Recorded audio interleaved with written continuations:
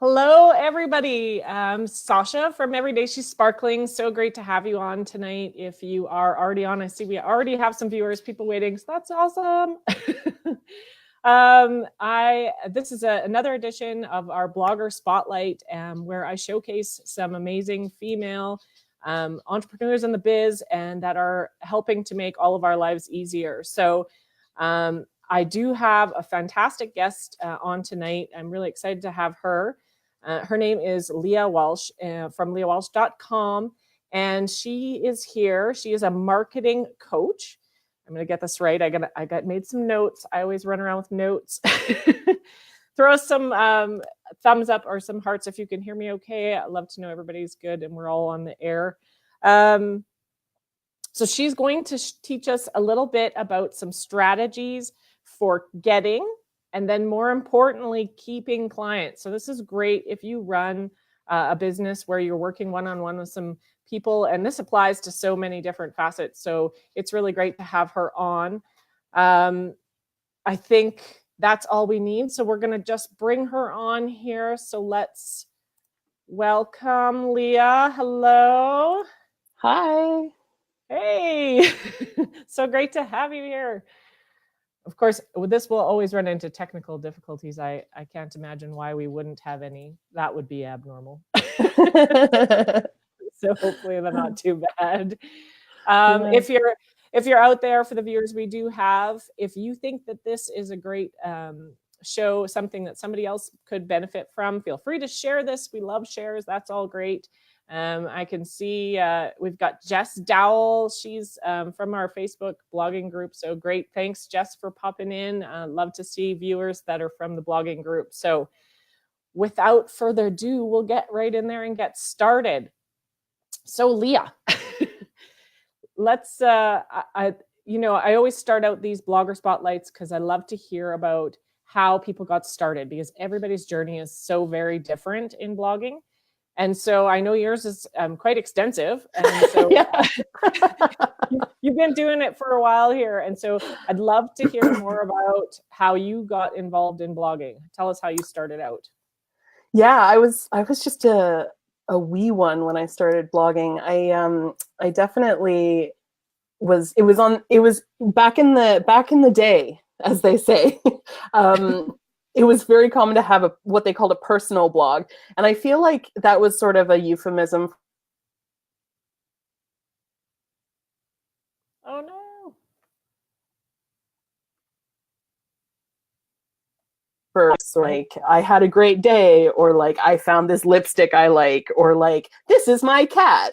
And so really that was like a big thing because the internet around Y2K was still like relatively new. People were just getting into blogging at that point. And so they were like, I'm just going to blog about whatever. And I was a part of that as well when I was just, I guess I was like maybe 17, 18 around there. Gosh, I'm so old. But anyway. Join the crew.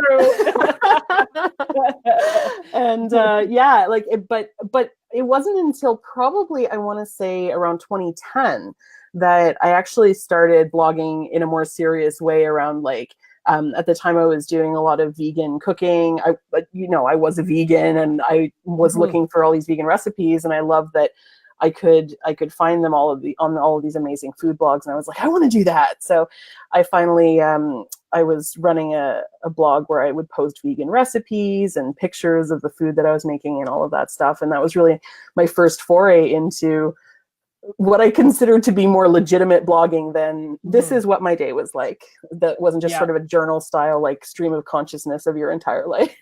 Which I think is where so many people still start out almost, right? Yeah, for sure. And so and then in 2016, some years later, I mean, I've had blogs in between and so on, but I mean, a lot of them were just, I would write for various like nonprofits I was volunteering for, things like that.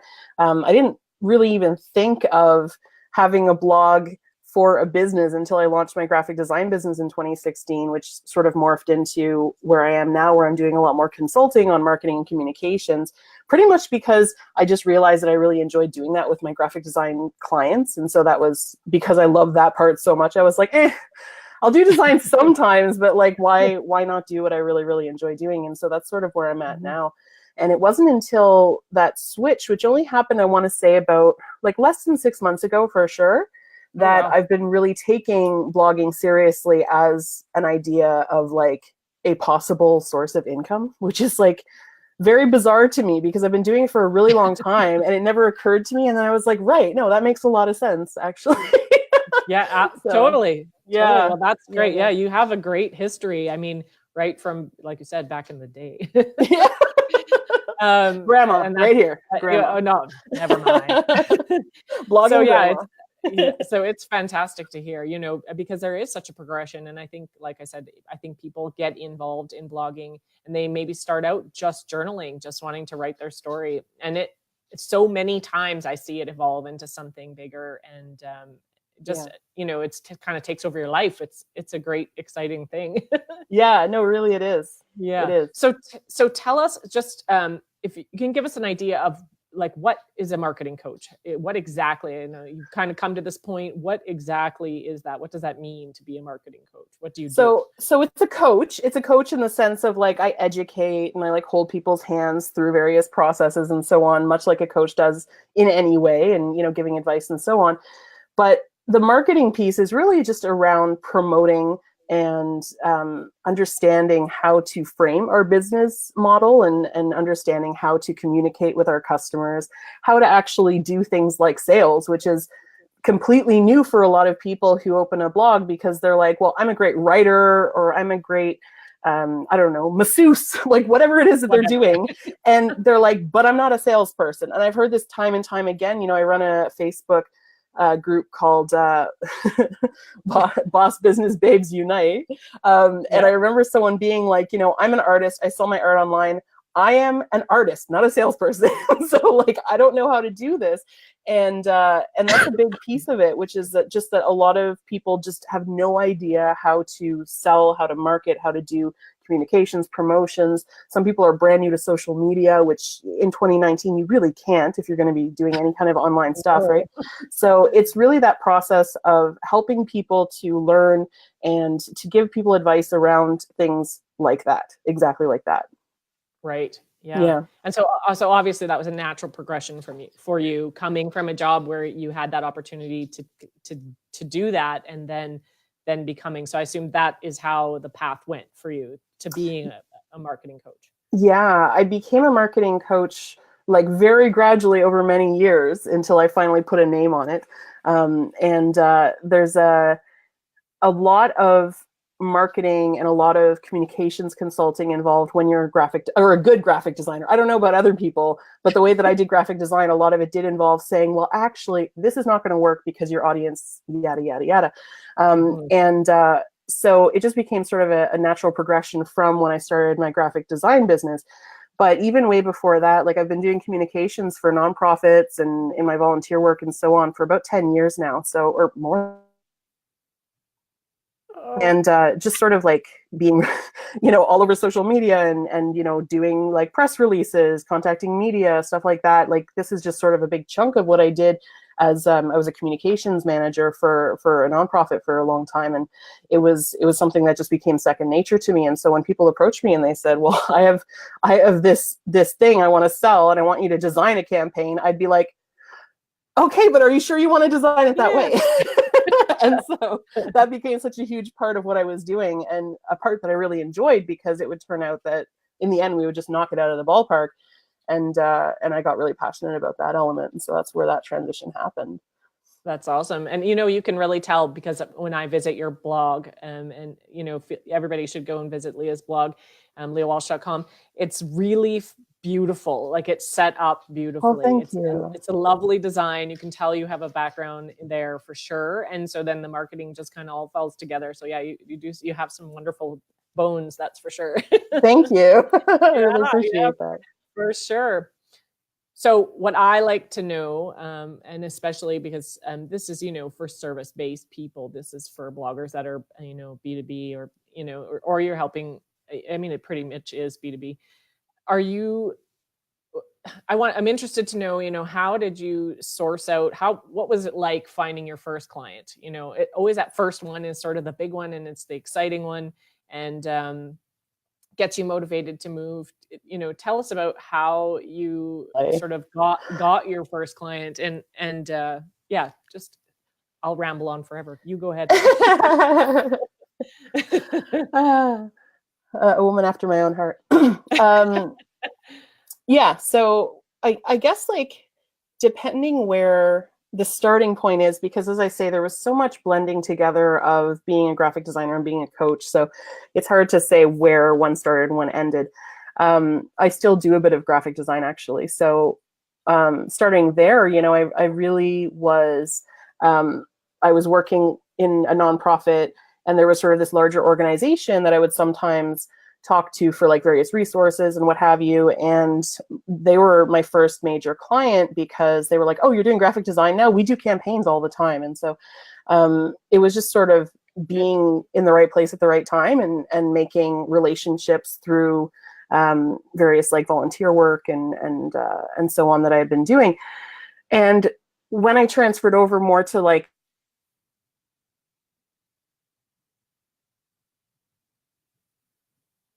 that organization went with girls. I just want to work with women.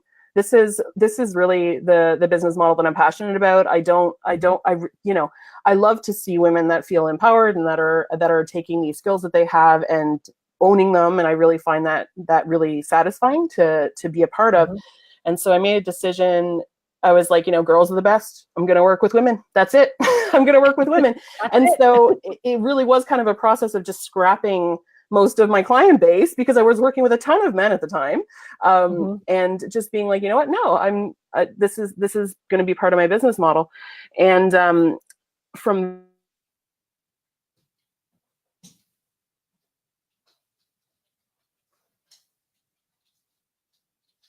brand new to this, and I don't know how to that, and it just was a very natural thing that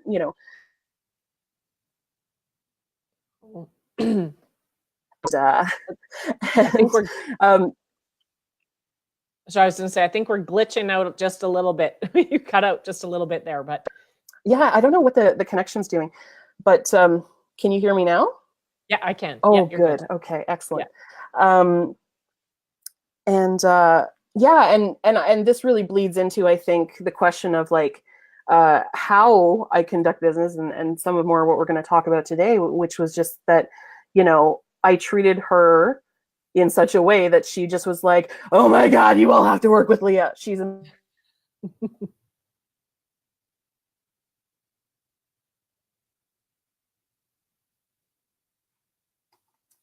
this might be me. Such thing. These amazing star clients being like, I know this lady, she's great. You have to work with her. I'll give you her number or whatever. And so that's basically how I do it now. Excellent. Well, you know what? And the best referrals to me are the best, right? So, yes. I mean, they're coming from people that know your work and your vision. So that's awesome. And now I know you have some really great strategies. It's kind of what we're all on here for, about, like we said, so getting clients is one thing. That's tough hurdle in and of itself. But then, how do you keep them and keep them coming back for more without being in their face all the time? So I know you've got some great strategies. I'm excited to hear about them. Yeah. And yeah, go. It's all you.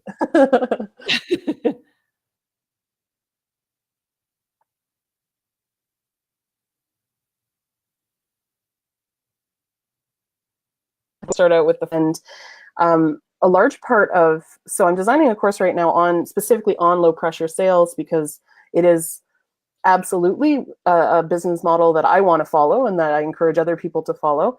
And part of that is being where customers already are, and not sort of following this model where you see in like higher pressure situations where like just trying to cast your net out, grabbing anybody you can, and then converting those into customers. That's a much more high pressure strategy, because you're then taking people who, let's say you're selling, like, I don't know, dog jackets, and you're attracting people who don't have a dog. How are you going to sell that to them unless you're really sleazy?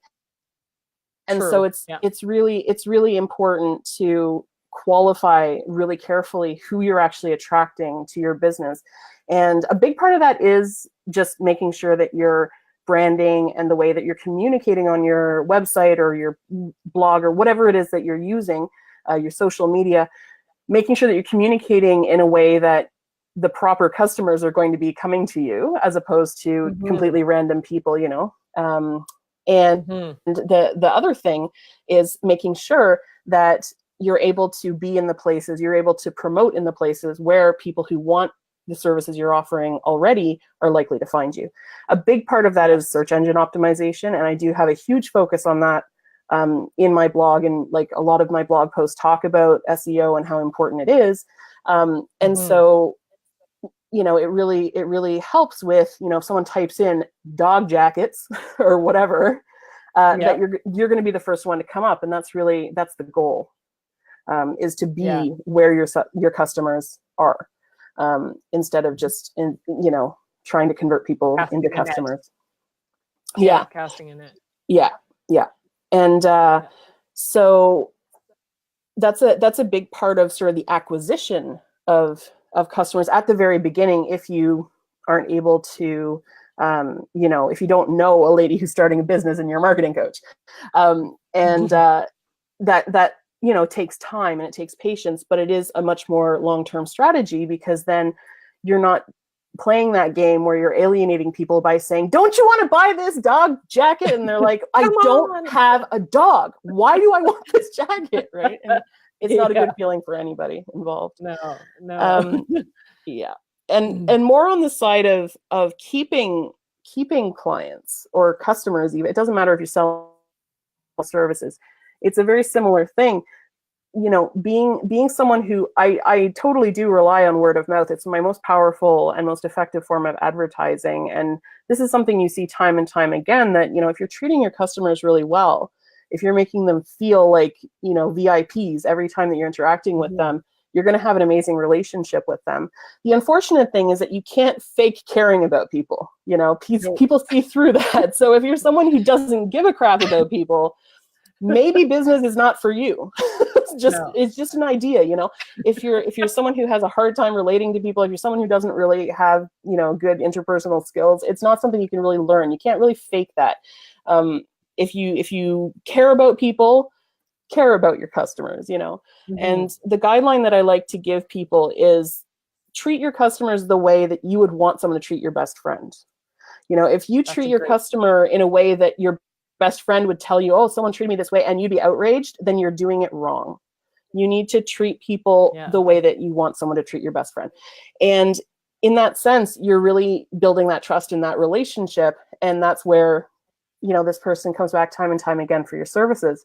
The lady I mentioned earlier, she got everything. I'm like, she's bought every course I've put out. She's like bought every service I offer. You know, she's just like, give me more, give me more. And that's really what you want, right? And if you don't have customers returning, I really encourage people to sit down and ask yourself, okay, like, why aren't people returning for my services? Are people upset with the quality of my service? Are people upset with the quality of the product?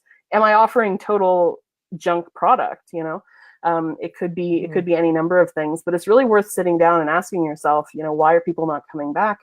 And I always say, the most valuable customer is your existing customer. That is your most valuable customer, is to make sure that you're really building that relationship. You know, and this business is all based on, you know, I've been in tons of network marketing and I've done all kinds of businesses, but this business in particular relies so heavily on the relationships you build, because we don't see these people face to face, you know. Know, Leah and I have been chatting for a couple of months now, but this is the first time we actually met face to face, and that's just the nature of this business. And so without those relationships, like you're saying, you pretty much dead-ended if you don't form them and don't build them and don't nurture them, right? That's right. That's right. Yeah, absolutely. So we do have a question. Miss Jess has asked us one. So Jess is asking, I have a blog that's dedicated to helping empower boss babes. Awesome. We love boss babes. I'm really interested in eventually doing business coaching once I start learning more. What do you actually need to actually, what do you need to actually call yourself a business coach? Do you need a degree or certificate? Great question, Jess. I don't. I don't have a degree. I don't have a certificate. I have a lot of experience. People may ask, what qualifies you to do this? And I'll say to them, well, I've only been doing communications for 15 years. Should I do it for 25 or 30 before you want to hire me? Because I can, and that is a credential, right? So if you're thinking of doing a thing that you are not as experienced at doing, think about how else you might build that credential. I've never held a degree in anything except I have a linguistics degree, and I studied like English literature and stuff like that. But it's not communications. It's not business. It's none of that. But when people say, "Oh wow, you're a good writer," I'm like, "That's my English degree," and you can sort of tie those things in. But it doesn't substitute for if someone's asking you, "How do you know about marketing?" Yeah, you have to just know it. To be perfectly honest with you and Jess too, there's so many people that, they're coaches and they're helpful and they have tons of knowledge and tons of experience. You don't, in this day and age, you can be on YouTube and have zero education and know your stuff. There's some guy on YouTube that knows how to play Call of Duty and I have no clue how to work a button. So that guy didn't need a degree to make millions of dollars on YouTube. That's right. Is he the expert? Absolutely. So I tell my kids this all the time because it is important to understand that things are shifting and there are courses, just coaching courses and things you can take. I've seen them online. But I don't think, like Leah said, that, I think your experience and your skill set, way outmass somebody that's straight out of college with a piece of paper. As far, and if I may tell a story, sure. I think this is an especially important. We're girls. We're girls in business, right? And business is often considered a men's world, and so I think there do need to be some reframings around what counts as experience and what doesn't. I used to work in an industrial kitchen, and I worked with this woman who was a mom. She was a mom of 2 kids. And she, for whatever reason, took up making birthday cakes. And she was amazing at it. She would make cakes for her kids' birthdays, but then all the kids' friends would come over for the party and they'd go home and say, "Mom, I want you to get like Johnny's mom to make my birthday cake because it was so pretty," and all this stuff. So she would make 2 or 3 birthday cakes paid every month for people in her network because their kids were like, "I want your birthday cakes." And then she moved to, she wasn't from Canada. She moved from elsewhere and she moved to Canada. And she didn't have any kind of degree or anything because she was a stay-at-home mom, but she was amazing at baking. So she ended up working in the kitchen with me. Well, there was another fellow in the kitchen who had never really cooked, never really done a lot of baking, what have you, but he went to culinary school. And culinary school is a year or 2. Right. Yep. So he had done that degree. And oftentimes we'd be in discussion and he would say, "Oh, I think such and such." And we would just say, "Oh, okay, whatever." Most of the time, that's what would happen. But she would sometimes feel differently. And when she felt differently, I would in my gut be like, "Well, she knows better." But there was this association that we have, right? Because he had a degree. So I really think it's important to step back and think like, what counts as experience? Because have you been cooking for your kids for, I think her oldest kid was 12 years. And if that's the case, she has 12 years of experience right there. Exactly. And so I think it's important to kind of reframe these things too, because of, traditions and gender roles and things that we've seen. We're girls in business, Jess. Come on. Like we gotta figure this out. So yeah. Don't be afraid to embrace any kind of strengths that you do have, whether or not they came from an institution. I think that's really important as well to clarify. Yeah. Great point, Leah, for sure. Yeah. So Jess just commented, said, "Thanks for the info. I've been soaking up all the info I can everywhere. I've been in insurance sales for 15 years, so I know marketing." Good girl. Online world is a little different. You just have to apply what you have just a little differently. That's all. It's just about adapting. And this is a new day and age where we can do that. We have the opportunity to adapt, and we can be experts of our own selves. That's right. I talk about this all the time. You know you, and you know everything that you know about yourself. So you are your expert. You are your own expert. And just I would take that and just grab it up and run with it, Yeah, for sure. absolutely. And you know what you don't know. You know enough that you know what you don't know. And that's a blessing. Yeah. Exactly. So, Leah, I mean, you've got such great information. I know that we've popped, and I'll throw Leah's blog link up as well, and we'll pop some information into the comments as well. Get Leah to throw any links so where we can find her. But in the meantime, where is the best way to connect with you if we want to learn more about marketing, or we want to learn about maybe we want to get you to help us figure out what marketing we need done? How do we find you? What's the best way? Well, if you're already on Facebook, the Boss Business Babes Unite group is accepting members. And that's a really great community of babes who are just sort of trying to figure it out. And there's lots of ways that we sort of help each other with learning, help each other with cross-promotion, all of that different stuff. You're more than welcome to apply there. But just in general, because it is such a central hub, I would say my website is a big way to get in touch with me. It's just leahwalsh.com. Oh, thanks for that. Yeah, yes. I just see it fly across my screen. That's so fancy. It's just leahwalsh.com. Yeah. And you can see all of my my blogging and so on there. And there's a ton of useful information. And we can connect with you there too. You've got a contact That's right. page, I imagine. So that's great. Yeah. And like my email's super hard to remember. It's leah@leahwalsh.com. So like so hard. Actually, when I was going to email you a couple of days ago, I went to go and find it, and I was like, well, duh. I don't know why I didn't just remember it. It came up, and I was like, well, that's like the easiest email ever. I don't know how I couldn't figure that out. But, yeah. You got to keep it easy. You got to keep it easy. So we will drop, for anybody that's popping on here after, Leah and I will just keep track of this thread. And so if anybody has any questions after the fact and you didn't get to watch it live, be sure to pop your questions below, or find us both. You know where to find us.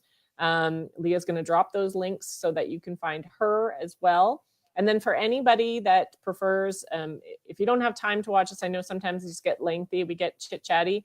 I am going to be dropping a post along with links to this video and Leah's, all of her answers that, for all of the questions we had tonight, so that you can read it if you're more of a reader, or you can listen to it on your way to work if it's be sort of like a podcast, or if you want to sit down with a cup of coffee and just relax and watch it too, that's an option. So I will be rolling that out later this week, and I'll share that post to Leah, so you can share it in your community. Excellent. And of course, we'll have it in ours too. So there's lots of opportunities to find this information, and make sure to check Leah Walsh out. Again, thanks everybody for being here. Thanks, Jess, for popping on. It's great to have you, and love having questions to answer. And if you're seeing this video, I'd love for you to share it, get the word out, and help other women with their blogs and their businesses, and spread the good word. Yes. I think if there's no more questions, Leah, is there anything else you want to wrap up with, or you think we covered everything? I think we covered it all. I really appreciate you having me on tonight, Sasha. That was a lot of fun. And it's so nice to actually see you in person, moving. The face is moving now. not just a weird circular face all the time. Yeah. So it's been awesome. Such an honor. So I really appreciate that you take the time out, and it's awesome to hear and share your expertise with us, and we really appreciate that too. So well, we'll do it again someday, I'm sure. Yeah. Let's do it again. All right, great. So everybody will be signing out then. It was great. Thanks everybody for popping on. We really appreciate you, and take care and have a fantastic Saturday night. And if you're in this deep freeze that's all east of us, keep warm. All right, take care. Bye. Bye-bye.